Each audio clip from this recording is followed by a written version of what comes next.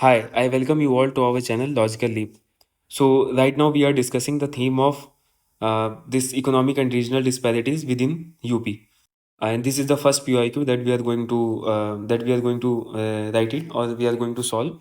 So, critically examine the issue of educated unemployment in UP critically explain the issues कौन कौन से issues ऐसे हैं जो एजुकेटेड अनएम्प्लॉयमेंट जिनकी वजह से बढ़ रहा है।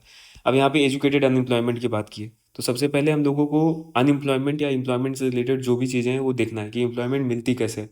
Right now we are preparing for this particular exam. We are going to write this exam.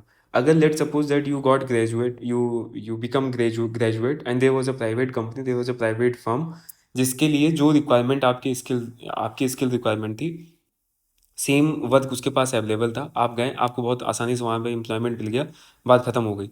तो एक एम्प्लॉयर था, that was a private company. Let suppose that you are from IT sector और you want to work in some kind of IT sector, या फिर management में आप जाना चाहते हो, and there is a Deloitte company जो लखनऊ के अंदर है।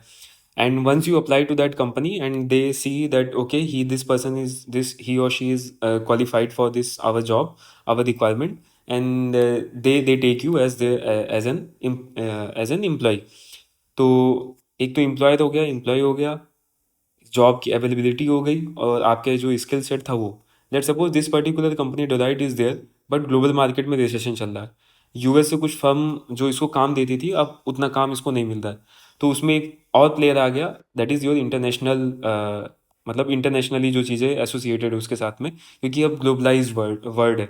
तो अगर बहुत सारे IT सेक्टर्स में काम, जैसे इन्फोसिस वगैरह में काम बहुत ज़्यादा, जब ग्लोबल रिसेशन आता है तो वहाँ पे बहुत ज़्यादा ले ऑफ्स होते हैं, तो वो भी एक एसोसिएटेड फैक्टर है। सेकंड चीज़, और जो जैसे प्राइवेट कंपनीज हमने देखा, एक एम्प्लॉयर है, स्किल आपकी चाहिए एम्प्लॉयमेंट के लिए। आपके एम्प्लॉयर जो है उसके पास उतनी जॉब्स अवेलेबल भी होनी चाहिए कि आपको वो बुला सके। तो स्किल्स हो गई, एम्प्लॉय हो गया, उसके बाद फिर एम्प्लॉयर हो गया, इंटरनेशनल सिनेरियो हो गया, और जो कोई एम्प्लॉय और कौन आपको एम्प्लॉयर के फॉर्म में है, गवर्नमेंट। जिस एग्ज़ाम की तैयारी कर रहे हो, गवर्नमेंट तो आप एक एम्प्लॉयर है, आप अप्लाई कर रहे हो, गवर्नमेंट आपको जॉब देगी। अब यहाँ पे जो पहले यहाँ पे स्किल्स वगैरह तो ठीक है अपनी जगह, अगर प्रॉपर एग्जाम से लोग कंडक्ट करवा लेते हैं तो आपको जॉब आराम से, मतलब अगर आप उसके लिए क्वालिफाइड हो, अगर आप क्लियर कर रहे हो तो मिल जाएगी। लेकिन क्या ऐसा होता है कि जितने टैलेंटेड आप हो या जितने जितने टैलेंटेड वो लोग हैं जिनको जॉब मिल जा रही है, जिनका एम्प्लॉयमेंट हो जा रहा है, उनसे कम टैलेंटेड वो हैं जो बाहर हो जा रहे हैं? ऐसा ज़रूरी नहीं होता है। अगर ये नंबर ऑफ़ वैकेंसीज ज़्यादा हो, या फिर हो सकता है कि पर्टिकुलर कुछ फैक्टर्स और भी साथ साथ दे किसी का उस दिन, तो हो सकता है वो आपकी जगह सेलेक्ट हो जाए, या फिर अगर 4 वैकेंसी ज़्यादा हो जाती तो उसका भी सिलेक्शन हो जाता है। तो हो सकता ये भी है कि गवर्नमेंट उतने एम्प्लॉयमेंट अपॉर्चुनिटीज़ क्रिएट ही नहीं कर पा रही है, तो वो ये भी एक फैक्टर हो जाता है। तो अब आप यहाँ पे समझना कि एजुकेटेड अनएम्प्लॉयमेंट का मीनिंग क्या है, कि एजुकेटेड तो हो आप, लेकिन आपकी स्किल्स वो नहीं है जो जो एम्प्लॉयर आपको जॉब ऑफर कर सकता है। ये भी हो सकता है कि आपने पढ़ लिख लिया, आपके पास सारी स्किल्स है, लेकिन जॉब ही अवेलेबल नहीं है, प्राइवेट कंपनी है ही नहीं।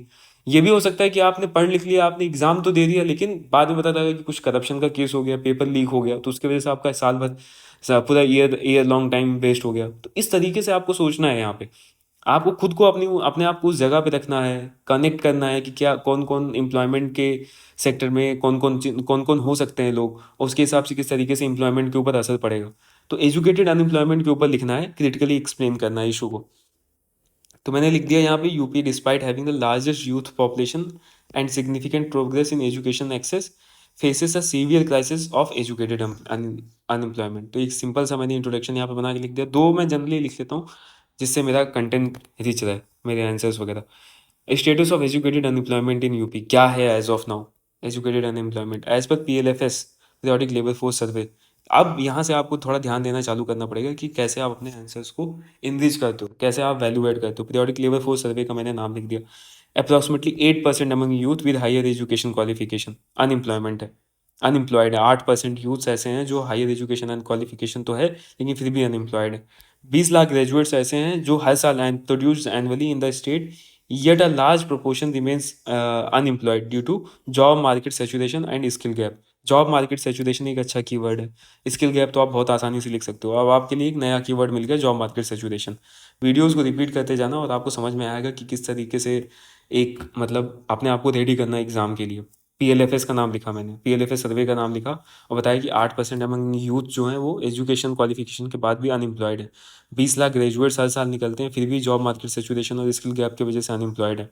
ये मैं चीज़ें बता रहा हूँ आपको पहले से ही। देखो आप कनेक्ट करते जाओ, जब हम लोगों ने बात किया कि प्राइवेट कंपनी है, हो सकता है उसके पास जॉब्स ही ना हो सकता है रिसेशन का टाइम चल रहा हो, तो ये सब भी डिफिकल्टीज आ सकती हैं। District like Prayagraj, Lucknow, despite having high Prayagraj and Lucknow despite having higher high rated educational institute face unemployment issues due to lack of industries. Industries नहीं है इसलिए यहाँ पे अनएम्प्लॉयमेंट का इशू है। Causes of educated unemployment, skill gap and quality of education पहला हो गया यहाँ पे। Mismatch between formal education and industry requirement, outdated curricula and insufficient practical exposure.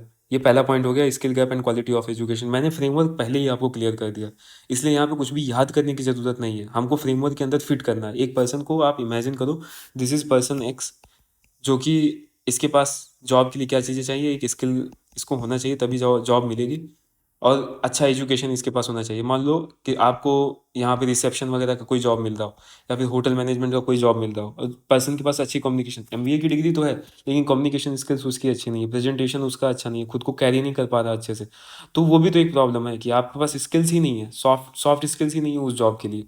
या फिर मैन्युफैक्चरिंग सेक्टर का जॉब है, मान लो कोई अच्छा पेंटर का ही जॉब आ गया, लेकिन उसको वो पेंट मशीन या फिर पेंट गन जो होता है वो यूज़ करना ना आता हो, या फिर वेल्डर का ही जॉब आ गया, अब उसको पता ही नहीं कि वेल्डिंग किस तरीके से होती है, तो जब है ही नहीं वो स्किल्स तो किस तरीके से आपको जॉब मिलेंगे। एजुकेशन की जहाँ तक बात हो गई, तो लेट सपोज अगर कोई भी ऐसी जॉब आती है जो एजुकेशन सेक्टर से रिलेटेड है, लेकिन पर्सन क्वालिफाइड ही नहीं हो उसके लिए उतना ज़्यादा, तो भी एक वो प्रॉब्लम है कि अगर डिग्री ही नहीं है उसके पास में तो भी वहाँ पे उसको जॉब नहीं मिलेगी, क्योंकि पहले रिक्वायरमेंट तो लोग डिग्री ही पूछ लेते हैं। ओवर एम्फेसिस ऑन डिग्री, ये भी है कि हमारे कल्चर में किस तरीके का cultural preference for degree based education over skill based learning. अभी मैं रिसेंटली किसी से मिला था and that person told me that he is, पता नहीं मतलब उसने 8-10 डिग्रीज तो मुझे गिना गिना दी होंगी, जिसमें से उसने बोला कि 3-4 बार उसने एमए कर लिया, ये कर लिया, वो कर लिया, बीएड किया है।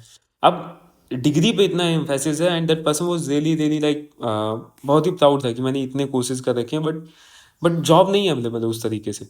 And he is doing something, but this is something which I observed कि भाई सारी चीज़ें करने के बावजूद भी जॉब अवेलेबल नहीं है, उसको जॉब नहीं मिल पाई। क्यों? क्योंकि इतनी ज़्यादा डिग्री पे एम्फेसिस है एज कम्पेयर टू स्किल्स। और दूसरी जगह I go to a particular barber shop and that person told me that he earns close to 50,000 to 60,000 rupees a month. यही डिफरेंस है। There is one person who is over qualified, उसने सिर्फ और सिर्फ अपनी डिग्री पे काम किया, and then there is this barber who works around 13 to 14 hours a day but earns significant amount of money to get his children's taught in the good school, to have a good home, to have all the facilities that is needed for a good life। तो यही होता है कि over emphasis on degree as compare to skill.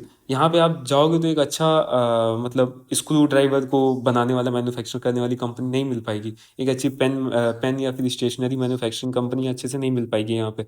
लेकिन यहाँ पे आपको over qualified लोग मिल जाएंगे, पीएचडी किए हुए लोग मिल जाएंगे, बीएड एमए ये सब किए हुए लोग मिल जाएंगे। तो कल्चरल जो प्रेफरेंस है हमारे यहाँ वो डिग्री पे प्रेफरेंस है कि किसने कितना पढ़ा है as compare to skill based learning. मतलब ओला उबर का ड्राइवर कोई बनेगा तो उसको एक बहुत ही हीन नज़र से देखा जाएगा हमारी सोसाइटी के अंदर, बहुत ही कम मान के देखा जाएगा as compare to a person जो 10 से 15 हज़ार रुपये ही कमा रहा हो लेकिन प्राइवेट स्कूल में पढ़ाने के लिए जा रहा हो क्योंकि वो टीचर है। तो यही है, मतलब कल्चर जो होता है वो भी बहुत ज़्यादा इम्पैक्ट करता है। अब कल्चर कहाँ से आ गया? जीएस 1 से आ गया। अब देख रहे हो जीएस 1 का जो पॉइंट है यहाँ पे कल्चर, वो आपका काम आ रहा है कहाँ पे? एजुकेशन अनएम्प्लॉयमेंट में जीएस 3 में। ये एडवांस्ड है, मतलब ये अपने आप में बहुत ही एडवांस पॉइंट है कि हमको ये समझ में आता है कि कल्चरल प्रेफरेंसेस भी होते हैं। ये या तो आप याद कर सकते हो ये पॉइंट, या तो आप इतना समझ लो एक टाइम के बाद में कि ये अपने आप ही आपसे ये पॉइंट्स आप लिखने लगो। Inadequate industrialisation, limited presence of knowledge based industries. Knowledge based industries कौन सी होती है? जैसे अगर आप विद इन लखनऊ के अंदर जाओ तो यहाँ पे सारे लैब्स आपको मिल जाएंगे। नेशनल बॉटनिकल रिसर्च इंस्टीट्यूट मिल जाएगा, सीडीआरआई से जितने भी एसोसिएटेड लैब है, सेंट्रल ड्रग रिसर्च इंस्टीट्यूट है, नेशनल टॉक्सिकोलॉजी रिसर्च इंस्टीट्यूट है, एक कोई फिशरीज़ का इंस्टीट्यूट है, तो an number of research institutes मिल जाएंगे। लेकिन इन यहाँ से निकलने वाले बच्चों को एम्प्लॉय करने के लिए आपको एक भी इंडस्ट्री नहीं मिलेगी। इंस्टीट्यूट्स तो मिल जाएंगे रिसर्च के, लेकिन इनसे निकलने वाले बच्चों को एम्प्लॉय करने के लिए इंडस्ट्रीज नहीं मिलेंगी। तो इसी को बोलते हैं इनएडुकेट इंडस्ट्रियलाइजेशन। पढ़ तो लिया आईटी सेक्टर में अच्छा, लेकिन आईटी सेक्टर में टीसीएस और एचसीएल को छोड़ करके और कोई कंपनी ही नहीं लखनऊ के अंदर, तो जॉब कैसे मिलेगी? आप या तो जॉब के लिए नोएडा जाओ या फिर आप माइग्रेट करो। तो माइग्रेशन वाला भी क्वेश्चन हम यहीं से थोड़ा थोड़ा समझना चालू कर देंगे कि लोगों को निकलना पड़ता है इसी के लिए, जॉब के सर्च में। पुश और पुल फैक्टर्स भी इसी तरीके से काम करते हैं। Lack of entrepreneurial ecosystem, entrepreneurial ecosystem यहाँ पे उस तरीके से है नहीं। Risk averse mindset among youth due to financial instability. अगर मुझे ही मान लो एक एंटरप्रेन्योर के फॉर्म में कोई नया कोचिंग इंस्टीट्यूट खड़ा करना हो, या फिर कोई नई let's suppose I if I want to do anything else, तो मुझे उसके लिए पैसा चाहिए। अब वो पैसा लगाना एक जनरली हमारे यहाँ रिस्क अवर्स माइंडसेट होता है, लोग उतना पैसा लगाना नहीं चाहते इन सब चीज़ों में। पॉपुलेशन प्रेशर हम लोगों ने इनिशियली भी बात की थी कि 20 करोड़ के ऊपर की पॉपुलेशन है, तो इस जाहिर सी बात है intense competition for limited jobs opportunity. 943 vacancy है, लेकिन अप्लाई करने वाले लोग, वहाँ पे जाने वाले लोग कितने, 15,000 लोग तो अभी मेंस लिख रहे हैं। उसके पहले जो आए थे वो 2.5 लाख लोग आए थे। तो आप खुद सोच के देखो एक सीट के ऊपर कितने बच्चे बैठ रहे हैं।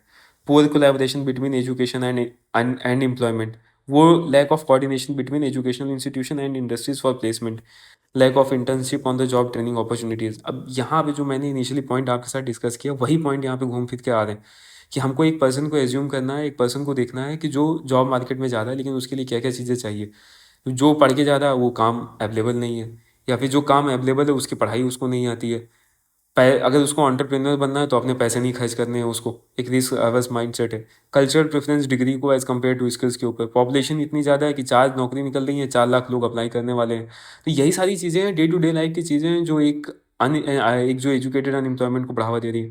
Preference for government jobs, cultural preference for सरकारी नौकरी, कितना बढ़िया मतलब लिखने का तरीका, सरकारी नौकरी के पीछे लोग कितना भागते हैं। For employment, while public sector has limited jobs compare to demand. Public एक तो जॉब कम है, लेकिन कल्चरल प्रेफरेंस क्या है, सरकारी नौकरी का। Gender disparity, low workforce participation rate for educated women due to social norms and safety concerns की वजह से। कॉन्सिक्वेंस क्या है एजुकेटेड अनएम्प्लॉयमेंट का। अब हम लोगों ने कितने पॉइंट्स यहाँ पे देख लिए, 8 पॉइंट्स देख लिए जो एजुकेटेड अनएम्प्लॉयमेंट के लिए रिस्पॉन्सिबल है। Skill gap and quality of education, over emphasis on degree, cultural preference of over emphasis of on degree, that is basically cultural preference, inadequate industrialization, lack of entrepreneurial ecosystem, population pressure, poor collaboration between education and employment, preference for government jobs, gender disparities। अब आपका ये काम है कि आप इन points को framework के अंदर फिट करो और उनको धीरे धीरे धीरे धीरे करके रिपीट करो, जिससे और कनेक्शन ड्रॉ करने की कोशिश करो कि ठीक है, there is a person, he doesn't have enough skills to get a job. Okay, this person has jobs but the job market is quite saturated. Okay, this person is there, he is applying for government jobs, but government has a limited opportunity. Okay, there is a higher cultural preference for degrees, so his parents forced him to get more and more degrees, although he was interested to work with Ola and Uber। And फिर उसके बाद फिर lack of entrepreneurial inter ecosystem. अब mummy papa ऐसे हैं कि जो बहुत ही कंजूस हैं, वो बोल रहे हैं कि तुम पढ़ाई के लिए ही अभी टेस्ट सीरीज लेकर के आए हो 10,000 की, अब तुम मांग रहे हो 4 लाख रुपए एक नया लाइब्रेरी खोलने के लिए। बोल रहे हो कि मैं अपने जैसे बच्चों के लिए वहाँ पे, मतलब मैंने देखा बहुत सारे बच्चे प्रिपरेशन कर रहे हैं, तो मैं एक नई लाइब्रेरी खोलना चाहता हूँ, तो एंटरप्रेन्योर बनना है मुझे। तो अब यहीं से वो भी कनेक्ट होगा कि जो चीफ मिनिस्टर का है युवा उद्यमी योजना, उसके अंदर वो लोन्स और सब्सिडी प्रोवाइड करते हैं अगर कोई यंग एंटरप्रेन्योर हो, और उसको इंटरेस्ट फ्री लोन्स प्रोवाइड किए जाते हैं फॉर सम 4-5 ईयर्स। उसके बाद पूरे collaboration with between education and employment, preference for government jobs, gender disparities. उसका भी कॉन्सिक्वेंस इसका क्या होगा, वेस्टेड ह्यूमन कैपिटल, बेहतरीन कीवर्ड है ये। जैसे सरकारी नौकरी था उसी तरीके से वेस्टेड ह्यूमन कैपिटल एक अच्छा कीवर्ड है। सोशल अनरेस्ट एंड फ्रस्ट्रेशन, दो ये क्वेश्चन में पूछा नहीं गया है, बट हम इसको लिख रहे हैं इसलिए ताकि आपको आने वाले आंसर्स के लिए प्रिपेयर कर सकें। एक तो हमारा अंडर यूटिलाइज जो हमारा स्किल्ड यूथ है वो, सोशल अनरेस्ट एंड फ्रस्ट्रेशन, इसी से ज़्यादातर क्राइम वगैरह भी बढ़ते हैं। जॉब है नहीं करने के लिए, ज़्यादातर टाइम लोग रास्ते पे खड़े होकर के टाइम पास कर रहे हैं अपना, या इधर उधर घूम करके टाइम पास कर रहे हैं, तो उससे social unrest and frustration build होता है सोसाइटी के अंदर। Crime rate, drug abuse and among unemployed youth, economic slow down, lower purchasing power and reduce consumer demand, migration की प्रॉब्लम है, brain drain, skilled youth migrating to urban areas like Mumbai, Bangalore, weakening the state's labor market and economy even more। माइग्रेशन की बात मैंने अभी थोड़ी देर पहले भी की थी। पॉलिटिकल इंस्टेबिलिटी की बात है, rising unemployment issue became focal point for political campaign and unrest. ये है पॉलिटिकल इंस्टेबिलिटी, जब अनएम्प्लॉयमेंट का इशू आता है तो वो मेजर पॉइंट बन जाता है और इससे सोशल अनरेस्ट भी बढ़ता है। सॉल्यूशन क्या है, वे फॉरवर्ड क्या है इसका, स्किल डेवलपमेंट प्रोग्राम्स। ये देखो ये बेहतरीन कीवर्ड्स, एक बेहतरीन वैल्यू ऐड आपके लिए यहाँ पे हो रहा है। 5 पॉइंट्स हो गए आपके यहाँ पे, किसका कॉन्सिक्वेंस क्या है, ह्यूमन कैपिटल वेस्ट हो जाता है हमारा, सोशल अनरेस्ट एंड फ्रस्ट्रेशन की इशूज़ हैं, इकोनॉमिक स्लो डाउन है, माइग्रेशन है, पॉलिटिकल इंस्टेबिलिटी हो जाती है क्योंकि ये अनएम्प्लॉयमेंट वगैरह के ऊपर। अब जैसे कि आप यूपी पीसीएस का जब पेपर एक शिफ्ट में कराने की बात हो गई थी, तो किस तरीके से एक पॉलिटिकल इंस्टेबिलिटी क्रिएट हो गई थी, बच्चे प्रोटेस्ट करने लगे थे। उसी तरीके से बिहार में भी देखो प्रोटेस्ट हुआ था, एमपी में हुआ था, महाराष्ट्र के अंदर हो रहा है, तो दिख रहा है ये चीज़। ये कहीं बताने की ज़रूरत नहीं है। माइग्रेशन वाली जो बात है, अभी महाराष्ट्र के अंदर एक कैंपेन चला कि जिसको मराठी नहीं आता है, you can slap that person. So this is a kind of particular political party उसको प्रमोट कर रही है। तो माइग्रेंट जो होते हैं उनको कितनी प्रॉब्लम होती है। मराठी सिर्फ, I have also lived in Maharashtra, Marathi सिर्फ जो लोकल वर्कर्स होते हैं उनको तो आती भी है Marathi, to a great extent they know Marathi, because उनका काम ही, अगर वो मराठी नहीं जानेंगे तो उनका काम ही नहीं चलेगा। Even I have seen in Tamil Nadu also कि जो लो वेज वर्कर है, जो लेबर के फॉर्म में काम कर रहा है, वो उसको तमिल आती है, लेकिन जो मैनेजेरियल पोजीशंस पे है, जो इंजीनियरिंग करके गया, किसी अच्छे पोजीशन पे काम कर रहा है, उसको तमिल सीखने में बड़ी टाइम लग जाता है, बहुत दिक्कत हो जाती है। तो उसी को थप्पड़ पड़ेंगे भी वहाँ पे, अगर किसी वो अच्छे रेस्टोरेंट में खाने के लिए गया और ऐसे दो चार गूंज आ गए, उन्होंने पूछा कि तुम्हें आती है कि नहीं मराठी, या फिर तुम्हें तमिल आती है कि नहीं, तो फिर उनके साथ ये प्रॉब्लम होती है। तो माइग्रेंट्स वर्कर्स का भी यहाँ पे एक फैक्टर आ रहा है, एक मतलब एक डायमेंशन ओपन हो रहा है। अब जब माइग्रेंट्स वर्कर या ऑर्गेनाइजेशन की हम बात पढ़ाई करेंगे, उसके बारे में डिस्कशन करेंगे, तो भी ये प्रॉब्लम्स आती हैं कि ये जो रीजनलिज्म, एक बेहतरीन, जब GS1 के भी आंसर्स में वगैरह मैंने लिखे हैं, प्रैक्टिस किए हैं, तो रीजनलिज्म में ये ज़्यादातर ये पॉइंट आता है। सोशल अनरेस्ट एंड फ्रस्ट्रेशन हो गया। Skill development programs, UP skill development mission, PM Kaushal Vikas Yojana, उसके बाद फिर स्टार्टअप एंड एंटरप्रेन्योरियल सपोर्ट, मुख्यमंत्री युवा स्वरोजगार योजना, मुख्यमंत्री युवा स्वरोजगार योजना, MSMEs एंड स्टार्टअप इंक्यूबेशन, और employment generation under one district one product, localise production and employment, new education policy emphasises upon skill based education and practical training. तो जो प्रॉब्लम्स हो रही थी उन्हीं का ये सोल्यूशन है कि न्यू एजुकेशन पॉलिसी किस चीज़ का सोल्यूशन है, स्किल बेस्ड एजुकेशन का और प्रैक्टिकल लर्निंग का। स्किल डेवलपमेंट के लिए यूपी स्किल डेवलपमेंट मिशन है, प्रधानमंत्री कौशल विकास योजना है। स्टार्टअप के लिए स्टार्टअप एंटरप्रेन्योरियल सपोर्ट, मुख्यमंत्री युवा स्वरोजगार योजना। उसका फिर MSMEs एंड स्टार्टअप इंक्यूबेशन। तो with this particular question gets completed.